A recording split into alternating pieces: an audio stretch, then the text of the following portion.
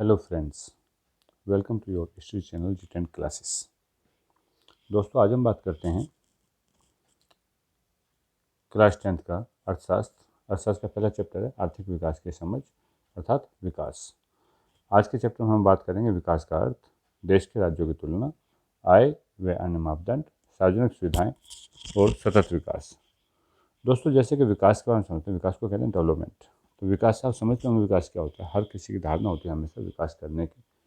विकास अर्थात तरक्की या प्रोग्रेस। चलिए शुरू करते हैं। विकास की धारणा सदैव से हमारे साथ है और ये हमारी इच्छाएं या आकांक्षाएं होती हैं कि हम क्या करना चाहते हैं या किस प्रकार जीवन व्यतीत करना चाहते हैं, और हम ऐसे ही सोचते हैं। जब हम अपने बारे में सोचते हैं हमारा परिवार कैसा होना चाहिए, हम अपने पड़ोसियों को देखते हैं पड़ोसी कैसे होने चाहिए। इसी प्रकार से कभी कभी हम सोचते हैं कि हमारा देश भी कैसा होना चाहिए, या हम किन मूलभूत वस्तुओं की हमें आवश्यकताएँ हैं। क्या सबका जीवन अच्छा हो सकता है, और यदि सब लोग मिलजुल कर रह सकते हैं तो किस प्रकार रह सकते हैं। क्या इसके अलावा कुछ और भी समानता हो सकती है। तो ऐसी जब प्रश्नों का हम विचार करते हैं और उन प्रश्नों पर विचार करने के लिए और उन्हीं लक्ष्यों को प्राप्त करने के उपायों से जुड़ा हुआ है वो शब्द है विकास। जब हम अपने खेतों में जाते हैं, हम खेतों में सोचते हैं कि इस बार हमारी फसल कम हुई है, यानी कि अगली बार और भी अच्छी होगी, तो हम क्या करते हैं, उसमें प्रोग्रेस करते हैं या विकास करने के बाद सोचते हैं। हम सोचते हैं हमारे खेत में कीड़ा लग गया, यानी कि पेस्टिसाइड यूज करना है या कुछ खाद और डालना है। मिट्टी खराब हो रही है तो उस मिट्टी का उपचार करना है, तो हम क्या करते हैं, उसका विकास करते हैं। जैसे बच्चों को पहले एलकेजी बाद में फिर नर्सरी या एलकेजी के बाद में यूकेजी में आता है, यूके बाद में फर्स्ट में आता है, तो वो बच्चा क्या करता है, विकास करता है, कुछ नई चीज़ें सीखता है।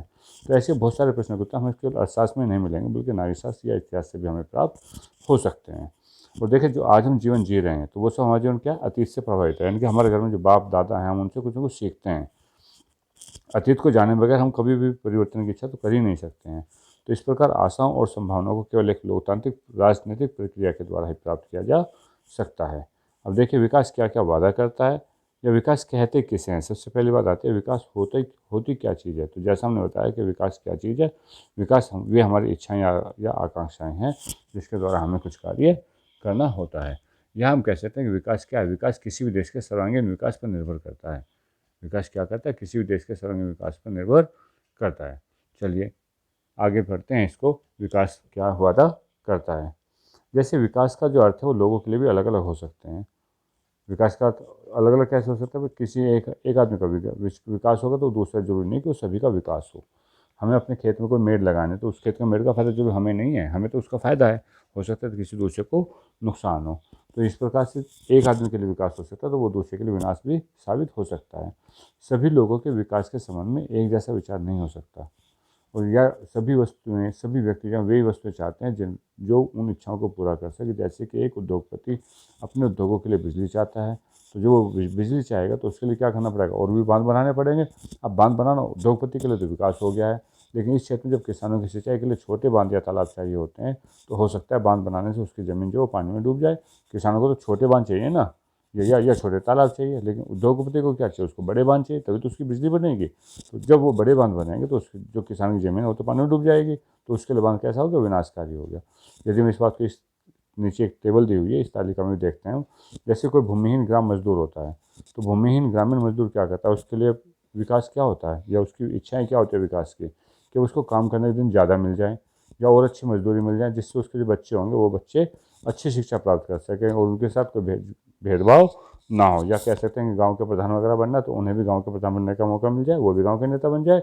ये उसके विकास की आकांक्षाएं हैं। और यदि हम पंजाब की बात करते हैं, पंजाब का जो समृद्ध किसान है वो क्या चाहता है कि उसकी किसान की जो उपज होती है उसकी उपज के लिए ज़्यादा से ज़्यादा समर्थन मूल्य उसको मिल जाए, और जो मेहनती और सस्ते मजदूर उसे मिले। यदि सस्ते मजदूर उसको मिले तो उसकी क्या होगा, इनकम में वृद्धि होगी। तो वो ऐसा चाहता है। और फिर कुछ किसान हैं जो केवल खेती के लिए वो वर्षा पर निर्भर रहते हैं, वो चाहते हैं कि वर्षा अच्छी हो। या कोई भूस्वामी परिवार की एक ग्रामीण महिला है, तो ग्रामीण महिला क्या चाहती है कि उसका जो परिवार है उसका परिवार सुख संपत्ति से रहे, उसके बाद धन की कमी ना हो। और शहरी बेरोजगार युवक है, वो क्या चाहता है कि उसे रोजगार मिल जाए। या शहर के अमीर परिवार का लड़का या कोई लड़की होती है, तो एक लड़का तो आज़ाद होता है ना, बिल्कुल फ्री फंड घूमता है, तो जो उसके परिवार की लड़की होती है वो भी चाहती है कि भाई मुझे भी आज़ादी मिले और मैं भी अपने फैसले खुद कर सकूँ, या मैं अपनी पढ़ाई जो है वो विदेश में कर सकूँ। इस तरह से आप इस टेबल से काफ़ी कुछ सीखते हैं कि जो एक के लिए बेनिफिट होता है वो दूसरे के लिए विकास नहीं हो सकता। या हम कह सकते हैं कि विकास किसे कहते हैं। बात आती है विकास किसी भी देश के जो सर्वांगीण विकास है उस पर निर्भर करता है, या स्वतंत्रता, सुरक्षा या दूसरों से सम्मान मिलने की इच्छा, आर्थिक समानता या जीवन जीने के जो उच्च स्तर आदि सभी के विकास के क्या है, महत्वपूर्ण भाग हैं। तो विकास की परिभाषा एक बार सुनेंगे। विकास क्या है? विकास किसी देश के सर्वांगीण विकास पर निर्भर करता है और स्वतंत्रता, सुरक्षा, दूसरों से सम्मान मिलने की इच्छा, आर्थिक समानता या स्वतंत्र जीने की कुछ इच्छाएं जो होती हैं, वे इच्छाएं या उसका उच्च स्तर आदि जो विकास के ये सब क्या होते हैं, महत्वपूर्ण भाग होते हैं। चलिए आगे देखते हैं आय और अन्य लक्षण।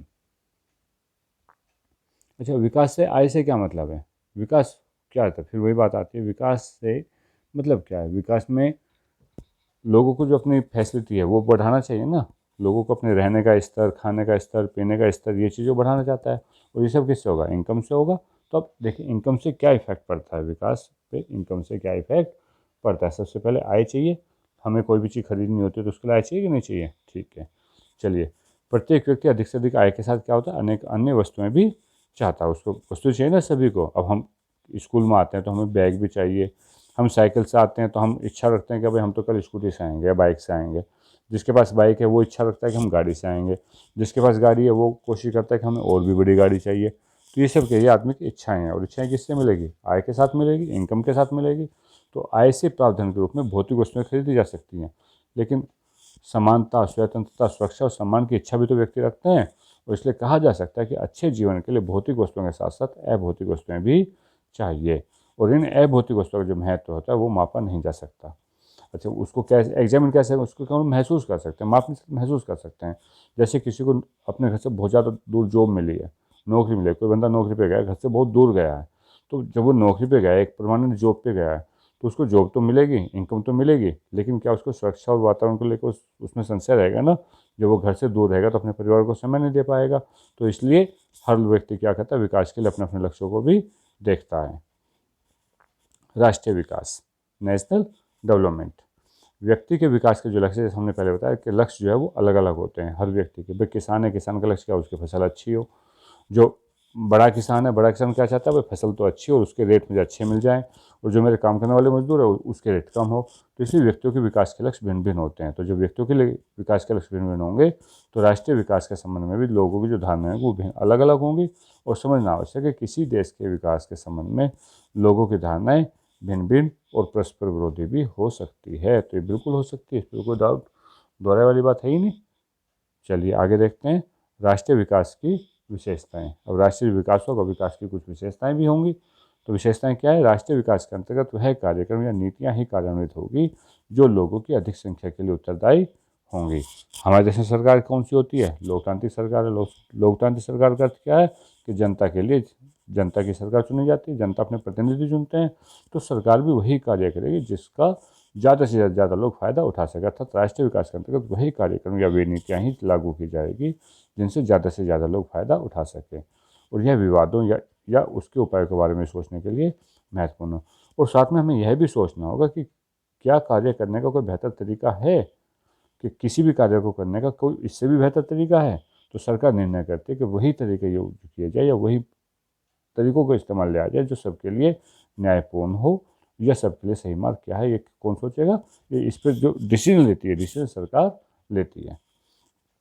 अगला टॉपिक आता है आपका क्षेत्र और राज्यों की तुलना।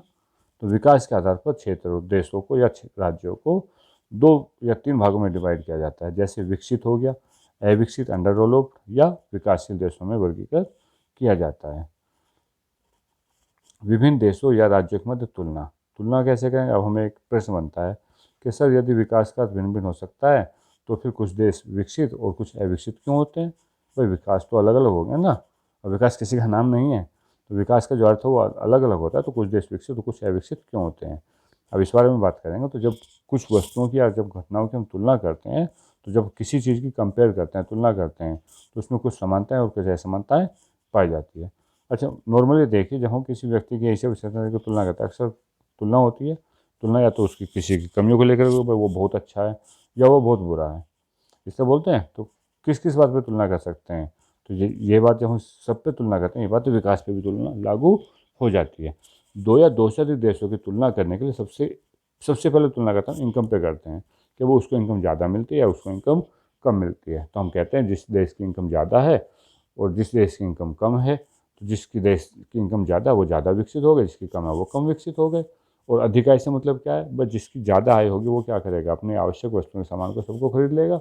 यानी कि जिसके पास मानवीय आवश्यकताएं सभी वस्तुएं उपलब्ध होंगी उसकी इनकम ज़्यादा होगी। तो इसलिए अधिक आय एक महत्वपूर्ण विशेषता मानी जाती है। यदि हम कह सकते हैं कि विकास को कैसे मापा जा सकता है, विकास को अधिक आय से भी ना मापा जा सकता है, या अधिक आय इसकी एक विशेषता होती है। अच्छा, विशेष आय कब कैसे निकालोगे? किसी देश की आय, एक व्यक्ति की आय तो आप निकाल लोगे, लेकिन पूरे देश की आय का मतलब क्या है कि उसके निवासियों की कुल आय होती है। किसी देश की इनकम उसके जितने भी उसमें निवासी रहने वाले हैं उनकी कुल इनकम के बराबर होती है। या हम कह सकते हैं कि सभी निवासियों की आय को उस देश की आय कहा जाता है। किसी लेखा वर्ष में देश की आर्थिक क्रियाओं से प्राप्त आय को यदि विदेशी आय में जोड़ देते हैं तो उसे राष्ट्रीय आय कहते हैं। तो कुल मिला के कहते हैं किसी एक पर्टिकुलर समय में कोई एक निश्चित समय अवधि हो गई, उस अवधि में देश की सभी आर्थिक क्रियाओं या देश की विदेशी आय, तो मतलब क्या होगा कि देश में जितने भी निवासी हैं उनकी टोटल आय, देश में रहने वाले लोगों की जो संपूर्ण आय है, जो देश में रहने वाले लोगों की संपूर्ण इनकम है, उसे हम नेशनल इनकम या राष्ट्रीय आय कहते हैं। याद रखना, प्रश्न बहुत इंपॉर्टेंट है, अक्सर आता है एग्जाम में, परीक्षा में पूछा जाता है कि राष्ट्रीय आय किसे कहते हैं। तो देश के समस्त नागरिकों की संपूर्ण आय का जब हम योग कर लेते हैं वह आय राष्ट्रीय आय या नेशनल इनकम कहलाती है। अच्छा, देशों के मतलब जो मध्य हम तुलना करते हैं, क्या आय कंप्लीटली है? क्या आय के माध्यम से हम देश का विकास, डेवलपमेंट या अंडर डेवलप काउंटिंग कर सकते हैं? नहीं, क्योंकि प्रत्येक देश की जो जनसंख्या होती है वो अलग अलग होती है। तो जब प्रत्येक देश की जनसंख्या अलग अलग होती है और हम तो देशों की औसत आय की तुलना करते हैं, तो जरूरी तो नहीं है कि औसत आय उसकी सही हो। और औसत आय कैसे निकालते हैं? औसत आय निकालना आपको आता है, आप सब मैथ्स के स्टूडेंट थे तो औसत आय निकालना आपको आता है। टोटल राष्ट्रीय आय होती है और देश की जो कुल जनसंख्या होती है उसको हम उससे डिवाइड कर देते हैं। और औसत आय को प्रति व्यक्ति आय भी कहते हैं, पर कैपिटल इनकम भी कहते हैं। चलिए अब देखते हैं और इसमें क्या कर सकते हैं। विश्व बैंक की रिपोर्ट 2017 के अनुसार जिस देश की वर्ष 2016 में प्रति व्यक्ति आय अमेरिकन डॉलर 12,056 प्रति वर्ष या उससे ज़्यादा है तो वह समृद्ध देश है, अर्थात वो डेवलप्ड देश है, विकसित देश है। और जिस देश की प्रति व्यक्ति आय $995 प्रति वर्ष या इससे कम है तो उसे निम्न आय वाला देश कहते हैं। समझ गए? तो जिस देश की आय जो है वो 2016 वर्ष की बात कर रहे हैं, हम 2016 की बात कर रहे हैं, 2013 में से कम था। ये 2017 की रिपोर्ट है। 2017 की रिपोर्ट के अनुसार क्या बताया है कि 2016 में प्रति व्यक्ति आय कितनी होनी चाहिए? 12,056 अमेरिकन डॉलर प्रति वर्ष है या उससे ज़्यादा है तो वो देश कैसा हो जाएगा? डेवलप्ड, विकसित देश हो जाएगा, समृद्ध हो जाएगा। और जिसकी आय $995 प्रति वर्ष है, अमेरिकन डॉलर 995 प्रति वर्ष या उससे कम है, उसे निम्न आय वाला देश अर्थात कम आय वाला देश कहा जाएगा, अर्थात विकासशील, अंडर डेवलप्ड कहा जाएगा। तो भारत कैसा देश है? भारत भी अभी कम आय वाले देशों के वर्ग में आता है, क्योंकि भारत की जो इनकम है 2017 में वो केवल $1820 प्रति वर्ष थी। क्लियर? चलिए, राष्ट्रीय विकास हेतु सभी वर्गों की सुविधाओं और हितों का भी ध्यान रखना होता है। औसत आय क्या है? यद्यपि औसत आय तुलना में उपयोगी है। औसत आय क्या है? तुलना के लिए तो उपयोगी है, लेकिन फिर भी कुछ असमानताएं छुपा लेते हैं। और इसके हम टेबल देखेंगे। अब देखिए, सबसे पहले टेबल देखिए, यहाँ पे दो देश हैं, कै और खे। इन दोनों देशों में क्या है? 5 नागरिक है। 1 2 3 4 5 नागरिकों का नाम है। एक नागरिक है, दो नागरिक। अब देखिए, एक नागरिक की जो औसत आय है देश कै में तो है 9,500 और देश खे में केवल 500। इसी प्रकार देश कै की जो औसत नागरिक हमें मिल रही है 10,500, 9,800, 10,000 और 10,200। यानी कि हर नागरिक की औसत आय लगभग बराबर सी है, कोई ज़्यादा अंतर नहीं है। देश खे की औसत आय है 1 2 3 4, चारों नागरिक की 5-5 और एक नागरिक की 48,000। तो औसत जब हम इनका निकालते हैं, औसत तो इनका 10,000 आ गया। देश कै की भी औसत आय 10,000 यानी कि पर कैपिटल इनकम 10,000 हो गई, और देश कै की भी पर कैपिटल इनकम 10,000 हो गई। लेकिन क्या हम अंदाजा लगा सकते हैं कौन सा देश विकसित होगा? यदि इसमें कहें तो देश कै को हम विकसित कह सकते हैं। देश कै में तो एक आदमी अमीर है और 4 आदमी गरीब है, तो इस चीज़ को हम ध्यान रखना पड़ता है। तो इसलिए हम कह सकते हैं कि अब देखिए, इसलिए हम क्या कह सकते हैं, यहाँ पे इन्होंने औसत आय निकाल के बताया आपको। देश कै के लोग, जबकि दोनों देश की औसत आय तो समान हो गई, लेकिन देश कै के लोग ना तो बहुत अमीर ना ही बहुत गरीब, वो बिल्कुल बीच के, सब इक्वल हैं लगभग। जबकि देश कै के ज़्यादातर नागरिक कैसे हैं? गरीब हैं और एक व्यक्ति बहुत ज़्यादा अमीर है। तो जब एक व्यक्ति अमीर हो गया, 4 आदमी गरीब हो गए, तो कैसे इक्वल हो गया? वो देश इक्वल नहीं हो सकता। चलिए आगे चलते हैं। चलिए आगे एक चित्र आपको दिया गया है, जिस देश में गरीब और अमीर विहीन, अर्थात देश कै की हम बात कर रहे हैं। ये जो पिक्चर है ये आपके देश कै की बात मानिए कि सभी लोगों की जो इनकम है वो लगभग बराबर है। तो ये सब लोग जो अपना साधन बनाते हैं उसको खुद यूज कर सकते हैं। अब इन्होंने लिखा कि हमने कुर्सियों को बनाया और हम ही उनका उपयोग करते हैं। तो ये देश कै हो गया? गरीब विहीन और अमीर विहीन। ना तो कोई गरीब है, ना ही यहाँ पर ज़्यादा अमीर है। अब देश कै की बात करते हैं, यहाँ 4 आदमियों की इनकम तो थी 500 रुपये और बाकी की थी 4800। तो यहाँ पे क्या, अमीर आदमी का दबदबा होता है। तो अब गरीब आदमी क्या कहते हैं कि हमने कुर्सियों को बनाया और उसने ले लिया, यानी कि अमीर आदमी इनके संसाधनों का उपयोग करते हैं। समझ गए? चलिए, आय और अन्य मापदंड। अच्छा, कुछ मापदंड इनकम से भी होते हैं। हर आदमी अपने केवल आमदनी के बारे में नहीं सोचता है, हर आदमी अपनी इनकम के बारे में नहीं सोचता है। इनकम से अलग भी उसको सब कुछ चाहिए, जैसे सुरक्षा होगी, सम्मान होगी, समानता, स्वतंत्रता, ये बातें आ गई। और जब हम किसी देश की तुलना करते हैं तो वहाँ पे औसत आय के अतिरिक्त इन मुद्दों के बारे में भी, महत्वपूर्ण लक्ष्यों के बारे में भी ध्यान रखा जाता है। कौन कौन से हो गए? सुरक्षा हो गया, सम्मान, समानता या स्वतंत्रता। अब चलिए इसको भी एक एग्जाम्पल के माध्यम से देखते हैं। जैसे हरियाणा, केरल और बिहार के प्रति व्यक्ति आय की बात करते हैं, तो नीचे एक तालिका आपको दी गई। चलिए सबसे पहले तालिका देखते हैं। ये आपकी तालिका है। अब देखिए यहाँ पे 3 राज्यों की हम बात कर रहे हैं, हरियाणा, केरल और बिहार। हरियाणा के जो 2015-16 में प्रति व्यक्ति आय थी, यानी कि औसत आय कितनी है? 1,62,034 रुपये। केरल की आय है 1,55,516 रुपये और बिहार की आय है 34,168 रुपये। तो इस तालिका के अनुसार हरियाणा डेवलप्ड हो गया। सबसे अमीर राज्य कौन सा हुआ? हरियाणा हुआ। उससे दूसरे नंबर पर आता है केरल और सबसे पीछे नंबर पर आता है आपका बिहार। अब इसी की एक टेबल और हम देखेंगे, टेबल 4 देखते हैं। हम यहाँ पे देखते हैं साक्षरता दर क्या है। अब देखिए इस टेबल से हमें पता लगता है हरियाणा नंबर 1 पे था, केरल नंबर 2 पे था और बिहार नंबर 3 पे था। अब यदि शिशु मृत्यु दर की बात करते हैं तो हरियाणा में 36 यानी कि सबसे ज़्यादा है, केरल में 12 सबसे कम। अच्छा, हरियाणा में 36 से ज़्यादा है, केरल में 12 सबसे कम और बिहार में 42 यहाँ पर सबसे ज़्यादा है। साक्षरता दर की बात करते हैं तो हरियाणा में 82, केरल में 94 और बिहार में 62। यदि निवल उपस्थिति बात करते हैं कि कितने बच्चे स्कूल जाते हैं, तो 14 और 15 वर्ष के जो बच्चे हैं वो 61 बच्चे हैं। 100 में से 61 बच्चे हरियाणा के स्कूल जाते हैं, केरल के 83 बच्चे स्कूल में पढ़ते हैं और बिहार के केवल 43 पढ़ते हैं। तो यहाँ से हम अंदाज़ा लगाते हैं, जो डाटा हमें कहता है कि केरल के अंदर सबसे ज़्यादा डेवलप्ड रीजन मानते हैं, हम केरल को मानते हैं, क्योंकि केरल के अंदर एजुकेशन भी सबसे ज़्यादा है, साक्षरता दर भी सबसे ज़्यादा है, बच्चे स्कूल में भी सबसे ज़्यादा जाते हैं और जो शिशु मृत्यु दर है वो भी सबसे कम है। कितनी है कि 1000 बच्चों पे केवल 12 बच्चों की मृत्यु दर है। शिशु मृत्यु दर क्या होता है कि 1 वर्ष से पहले जो बच्चे मृत्यु को प्राप्त हो जाते हैं उन्हें हम शिशु मृत्यु दर कहते हैं। 1 वर्ष से छोटे बच्चे जो मृत्यु को प्राप्त, जन्म लेने के उपरांत जो मृत्यु को प्राप्त हो जाते हैं उन्हें हम शिशु मृत्यु दर कहते हैं। चलिए वो पीछे देखते हैं क्या है। तो यही चीज़ आपको बताइए, ठीक है। शिशु मृत्यु दर क्या होता है? किसी वर्ष में पैदा हुए 1000 जीवित बच्चों में से 1 वर्ष की आयु से पहले मर जाने वाले बच्चों का अनुपात दिखाता है शिशु मृत्यु दर। साक्षरता दर 7 वर्ष या उससे अधिक आयु के लोगों में साक्षर जनसंख्या का अनुपात होता है साक्षरता दर। ये याद रखेंगे इस चीज़ों को।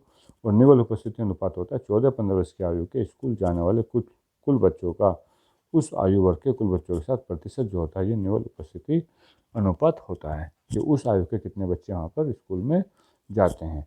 एक बार फिर बताएंगे, शिशु मृत्यु दर किसी वर्ष में पैदा हुए 1000 जीवित बच्चों में से 1 वर्ष की आयु से पहले मर जाने वाले बच्चों का अनुपात शिशु मृत्यु दर कहलाता है। 7 वर्ष या उससे अधिक आयु के लोगों में साक्षर जनसंख्या का अनुपात साक्षरता दर कहलाता है। और निवल उपस्थिति अनुपात क्या होता है? 14-15 वर्ष की आयु के स्कूल जाने वाले बच्चों का अनुपात जो होता है वो निवल अनुपस्थिति अनुपात होता है। चलिए अब देखिए तालिका से आपको पता लगा कि प्रथम स्थान में क्या शिशु मृत्यु दर, केरल में जो मृत्यु दर है वो केवल 12 बच्चों की है, जबकि ये अनुपात हरियाणा में 36 हो जाता है और केरल में 3 गुना ज़्यादा है। केरल से ज़्यादा हो गया, और जबकि हरियाणा का प्रति व्यक्ति आय जो है केरल से अधिक है। सबसे ज़्यादा किसकी थी? हरियाणा की थी। तो भारत के बड़े बड़े शहरों में उन्नत सड़कें, माल और सिनेमा हॉल है और तालिका के अंतिम हिस्से में आने वाला प्रश्न अनुपात जो केवल बिहार में दिखाता है कि केवल 43 बच्चे स्कूल में जा रहे हैं। चलिए, किसी को कोई डाउट्स है तो आप कमेंट पास कर सकते हैं। वीडियो को लाइक और शेयर करना ना भूलें। Thank you.